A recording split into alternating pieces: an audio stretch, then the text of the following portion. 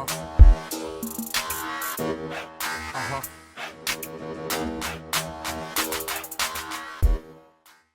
what's going on? Keith here from Sports 5 TV, coming at you with another video. Now, in this video, we're going to be talking about some news that has been circulating around the New York Knicks. But before we get into it, if you like the video, do me a solid, smash that like button. Also, make sure you're subscribed to the channel and have notifications set to all. That way you're notified whenever we drop new content or we go live. And we normally go live at 6 p.m. Sundays with my co-host, Stephen Fox. So make sure you guys are subscribed in there for it. So with that being said, let's jump right into the news because that's what you guys all came for. So here we have the report from Shams. This is a quote. It says, "The Knicks and Suns are among the interested suitors in Raptors forward OG Anunoby," sources say. New York has shown a willingness to offer multiple first-round picks for Anunoby, according to those sources. The Suns, meanwhile, have control of all their first-round picks, 8 in total through 2030. SNY first reported the Knicks' interest last week. Now you look at what OG Anunoby can give a team, and you have to be excited to hear that the Knicks are interested in bringing him in. Now what kind of upsets me a little bit is the fact that they're willing to include multiple first-round picks in the deal. Now, once again, I like OG Anunoby as a player. I just don't know if I'm willing to offer up the multiple first-round picks, especially knowing that there may be some, rumors out there that he's disgruntled and not really a fan of being in Toronto. You look at what he can do out there defensively. He can be a perimeter lockdown defender, something that the Knicks are in dire need of, especially someone with his size. Me here on the channel, I've been a fan of Cam Reddish ever since he was traded here, even before he was traded here. And unfortunately, it didn't work out. But you look at a guy like OG Anunoby, who can give us the same things that I wanted, that we expected Cam to give us when he got here. But he can do that and has more of a proven track record here in the NBA. So the fact that we're targeting OG Anunoby is promising because it shows that this team knows what it's missing and what it's lacking and is actually going out there and trying to get a deal done to kind of remedy that. But my issue is the price tag. I don't know if I'd be willing to give multiple first-round picks for a guy like Anunoby. Of course, I'd have to listen a little bit more to what the entire deal is before I can come and say I'm immediately against it or I'm immediately for it. But if you're looking at something like, one of the protected picks that we have and maybe our first-round pick, maybe you can consider it if it's just a swap for those 2 picks and a guy like Cam Reddish who really doesn't have a role here. But me personally, I would probably opt for a smaller move that helps us get us better short term, but doesn't take as many assets away from us long term. Like I said, OG Anunoby, solid player, has the size to knock down the 3, can defend with the best of them, and is a player that you can look as a building block. Unfortunately, it hasn't worked for him over there in Toronto, but maybe if we're able to make a move, bring him here, things might work out a little bit better. Now, there are some cons to a deal trading for OG Anunoby outside of the price tag. He has dealt with injuries throughout his career. I think the last 2 seasons he has not been able to play over 50 games, and he is on track to play over 50 games this season.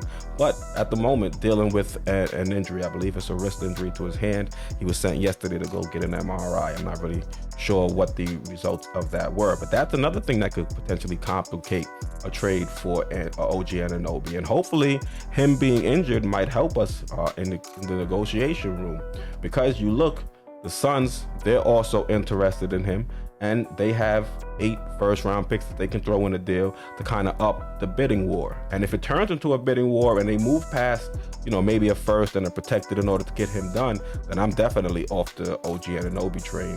I feel like this team has a lot of assets and could use those assets to go and bring in an even bigger star to really help us try and get over that hump. So if you're saying it's going to cost something like 3 first-round picks in order to bring OG to the Knicks, then I'm jumping ship on that deal. That's number one. And, number two, we have a lot of picks in this upcoming draft. Some of them may not materialize, but it looks like we'll get the Dallas Mavericks pick, which I think was at 16 last time I checked. And we have our pick, I think, which is right around the 20 range. So those are two picks that we could potentially package to move up to get a similar player in this draft. Someone that has a similar archetype, similar size, and can do some of the things that he does out there on the court. Will he be as good as OG Anunoby initially? Most likely not, but you have a young player on most likely a 4-year deal that you can kind of help develop and potentially could become an OG type of guy. So I would probably go that route and put all my chips in that basket, as opposed to giving up 3 first-round picks for a guy like OG, who I don't want to undermine his ability out there on the court. I just don't know if I'm willing to make that type of a deal when the Knicks are not close to championship contention right now. I think that type of move, you can see a team like the Phoenix Suns giving up multiple first-round picks to bring on a guy like OG if they feel like they're a piece away from getting there. And then you look at their roster, they've got guys like Mikal Bridges, Cam Johnson plays at that spot. Maybe he might be included in the deal in order to make it work. Who knows? But if they're able to retain Johnson and Mikal Bridges in the deal and bring in a guy like OG Anunoby, they've got a lot of depth out there on the wing, along with, Chris Paul if he stays. There's also been rumors that he might be included in the deal. A lot of moving parts, but you can understand why the Suns would be willing to do a deal in which they overpay slightly, especially since they feel like they're championship contenders. Us, on the other hand, I don't think we're that close. We're heading in the right direction, especially compared to what we were doing last season. I just don't think we're at a point where we decide to go and pounce for a guy like OG Anunoby. So got another slide for you guys to review. And you might wonder why the Raptors may look to move on from a guy like OG Anunoby. Well, it seems like there may be some issues in the locker room. We already saw earlier this year, I believe it was Thaddeus Young and Scotty Barnes kind of get into it out there on the court. But this is from Nick Nurse's book after that championship winning season. In it, you can see he says, OG Anunoby complained to me after one practice that Fred VanVleet kept coming back to him and demanding the ball. That's what point guards have traditionally done. Look for an outlet pass and take control of the ball. I'm sure it's what Fred has been trained to do since he started playing basketball. I saw OG the next day in a hotel corridor, and as I was walking to my room, he's still doing it, he said, without stopping. So, of course, this is a small excerpt, and I won't say this is the end-all be-all for OG and his tenure and that he's disgruntled or whatever the case may be. But it seems like he wants a larger role in an offense. And if that's the reason he wants out of Toronto, then I got to tell him this is not the place for you. If you're looking at what this team can do with you on the roster, I think you're still the fourth option, because you have Julius Randle, who's going to have the ball a lot, Jalen Brunson, who's going to have the ball a lot, and then RJ, who's the homegrown talent, he's going to have the ball a lot, barring any trade to ship him out of town. So if you're looking for a higher workload, you're not going to get it here with the New York Knicks. I mean, you'll have as many wings to defend as you want, but you're not going to get as many shots up as you would like. So me personally, if this is the reason why OG Anunoby wants to get out of Toronto to get a bigger role on a team, then, this might not be the destination for him, especially seeing how the way, the coach sets up the offense and how everything flows through, Jalen Brunson and Julius Randle first and foremost. So that's another reason why this might not be an ideal fit. The player and what he can do out there on the court is definitely an ideal fit for this team, but what he's looking for in terms of usage and also, some of the health issues that may arise are a couple reasons why I say this might not be a match made in heaven.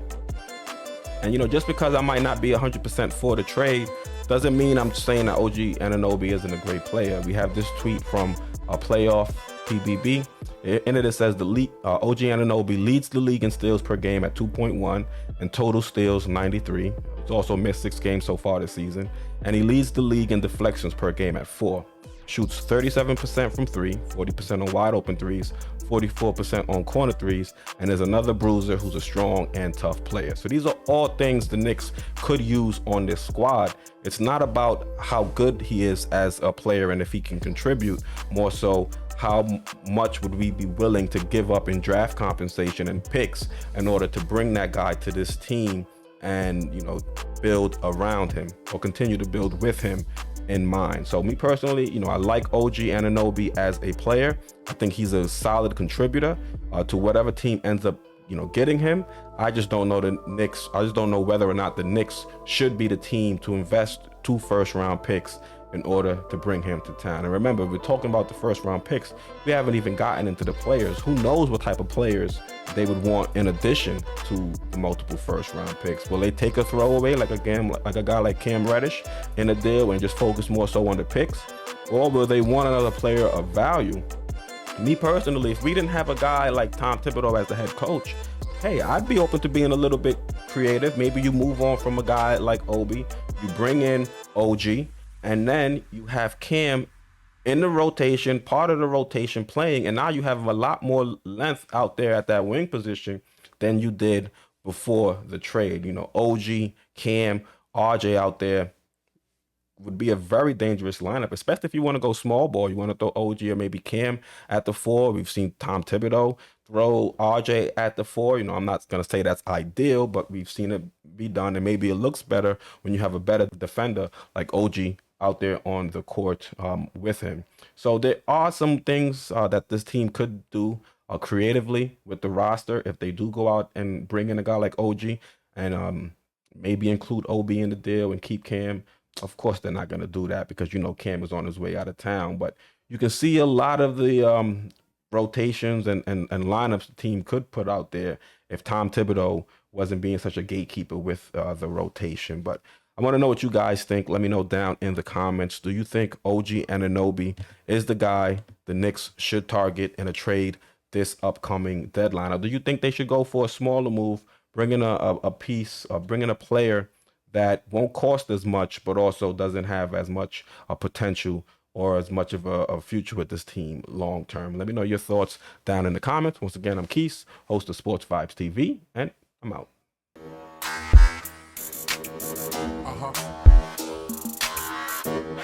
Uh-huh.